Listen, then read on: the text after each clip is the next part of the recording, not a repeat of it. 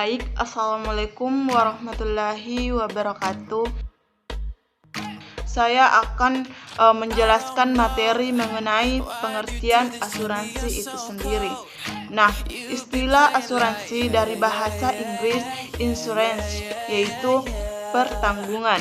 Jadi, asuransi ini merupakan suatu kesepakatan antara dua pihak atau lebih untuk memberikan jaminan akan suatu hal yang dijanjikan. Secara simpel, asuransi ini dapat diartikan seperti menyediakan payung sebelum hujan.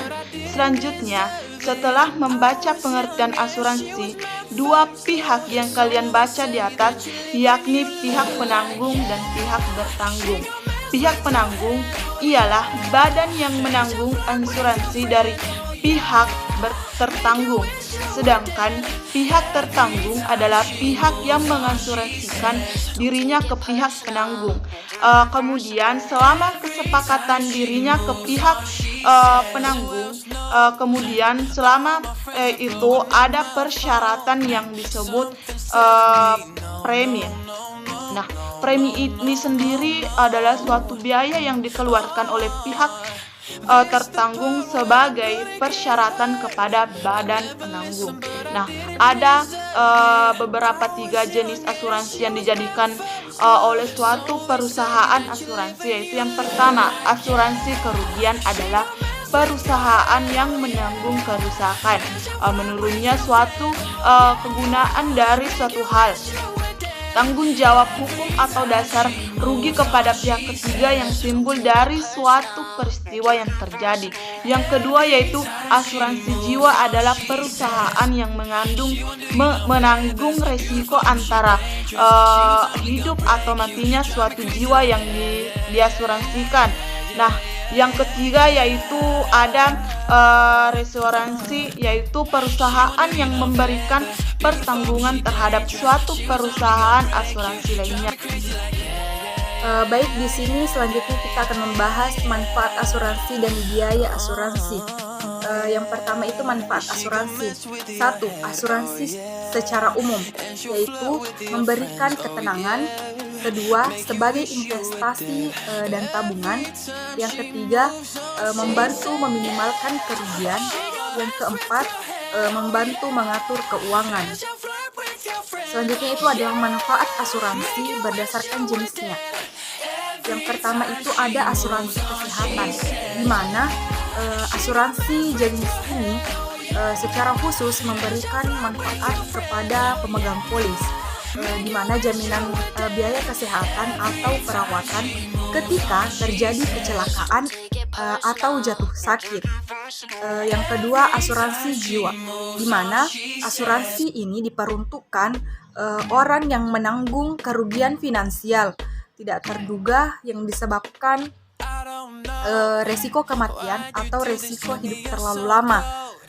Selanjutnya ada asuransi hari tua, di mana asuransi jenis ini tujuannya memberikan kepastian pendapatan pemegang polis ketika telah menjalani masa pensiunnya, dan juga kepada keluarganya apabila tertanggung meninggal dunia.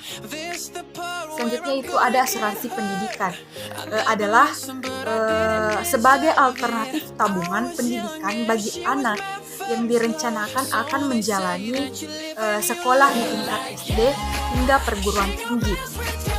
Selanjutnya asuransi properti adalah asuransi properti ini merupakan jenis asuransi yang memberikan jaminan kepada para pemegang polisnya untuk menjaminkan rumah atau bisnis yang menjadi sub jenis asuransi properti. Adapun asuransi perjalanan, di mana merupakan jenis asuransi yang jaminan perlindungannya kepada para pemegang polis ketika dalam perjalanan, seperti perlindungan biaya medis. Selanjutnya itu asuransi kendaraan bermotor, di mana jenis asuransi yang memberikan jaminan perlindungan dari kerugian atau kerusakan kendaraan bermotor bagi para pemegang polis.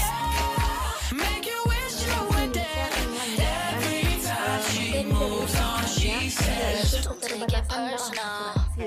Nah, keterbatasan dalam asuransi terbagi menjadi 2 bagian. Yang pertama, dana hangus ketika berhenti di tengah, dan yang kedua dana klaim sebagai keuntungan perusahaan, dan yang ketiga tidak ada pengawasan dari dewan seria. Nah, yang pertama dana hangus ketika berhenti di tengah. Artinya apa? Dalam asuransi itu mempunyai sistem dana hangus. Ketika nasabah tidak lagi melakukan dana premi di tengah jalan, maka tidak dapat lagi melakukan klaim. Inilah salah satu kekurangan asuransi, sehingga hak yang dimiliki nasabah menjadi hak milik sepenuhnya perusahaan, sehingga nasabah tidak dapat tidak mendapatkan manfaat dari produk asuransi. Selanjutnya yang kedua yaitu dana premi sebagai keuntungan perusahaan. Anda ketahui bahwa hal yang merugikan dalam asuransi yaitu dana premi sebagai tidak lagi dapat meminta izin saat perusahaan itu mendapatkan dana premi secara otomatis. Inilah yang dapat merugikan nasabah karena nasabah tidak mengetahui di mana dananya terputar. Dan yang ketiga yaitu tidak ada pengawasan dari Dewan Syariah. Di sini tidak ada pengawasan dari Dewan Syariah dalam asuransi di sini kurang meyakinkan karena nasabahnya merasa tidak terlindungi oleh Dewan Pengawasan Syariah.